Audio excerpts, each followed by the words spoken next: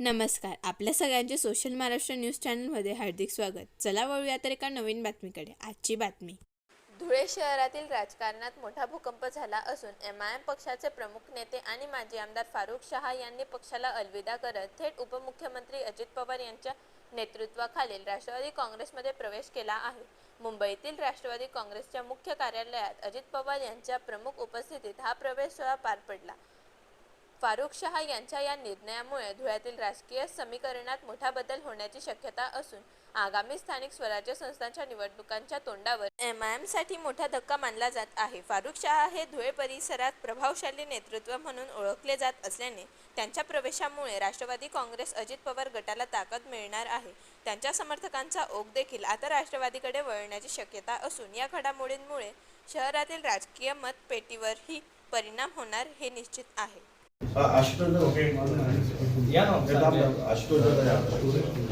बातमी आवडल्यास चॅनलला लाईक व सबस्क्राईब करा व दररोज अशा नवनवीन बातम्या पाहण्यासाठी चॅनलला फॉलो करा. धन्यवाद.